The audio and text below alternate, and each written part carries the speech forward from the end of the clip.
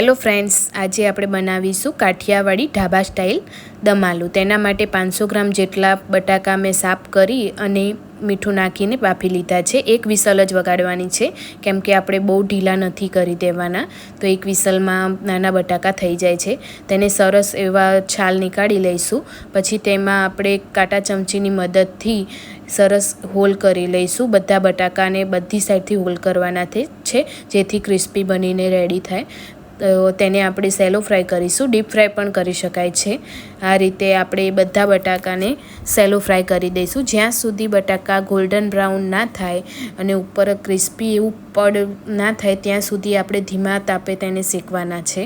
તો આપણા બટાકા ગોલ્ડન બ્રાઉન થવા લાગ્યા છે, તો તેને આપણે બધી બાજુથી ચડવી લઈને આ રીતે આપણે ગોલ્ડન બ્રાઉન થાય ત્યાં સુધી ચડવીશું। આપણા બટાકા થઈ ગયા છે, તો આપણે બીજી થોડી ચટણી બનાવવાની છે। તો તેના માટે સૂકા લાલ મરચાં, કાજુ ગરમ પાણીમાં 2 કલાક માટે બોળી રાખ્યા છે, અને તેની આપણે મિક્સરમાં ચટણી બનાવી દઈશું અને વઘાર મૂકીશું સાઈડમાં। તો જીરા અને લવિંગથી વઘાર કરીશું। તેમાં ડુંગળીની પેસ્ટ નાખીશું અને લસણ આદુ મરચાંની પેસ્ટ નાખી ચડવા દઈશું। ટામેટું નાખીને સ્લરી પેસ્ટ નાખીએ ત્યારે આપણે તેમાં થોડું મીઠું નાખી દેવાનું છે। પછી આપણે જે મરચાં અને કાજુની સ્લરી બનાવી હતી તે નાખીને બધું એવું સરસ પાણી બળી ના જાય ત્યાં સુધી આપણે તેને સરસ એવું ચડવા દઈશું। છેલ્લે ફ્રાય પોટેટો નાખીને ઉપર કસ્તુરી મેથી નાખીશું અને તેના ઉપર સ્વાદને બેલેન્સ કરવા માટે અડધી ચમચી જેટલી ખાંડ અને ગરમ મસાલો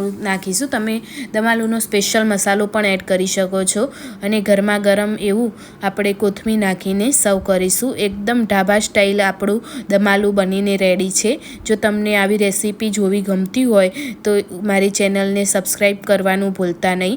હા, અને મેં મિની ચીલી પોટેટો પણ બનાવ્યું છે, આ જે નાના બટાકા આવે તેમાંથી, તો તે રેસીપી પણ મેં શેર કરી છે મારા ચેનલ ઉપર, તો એકવાર જરૂર ચેનલ ઉપર જઈને જોજો। થેન્ક યુ ફ્રેન્ડ્સ, અને આવી નવી રેસીપી જોવા માટે મારી ચેનલને સબસ્ક્રાઈબ કરવાનું ભૂલતા નહીં। તો આપણે મળીશું નવા નેક્સ્ટ રેસીપીમાં। Thank you friends.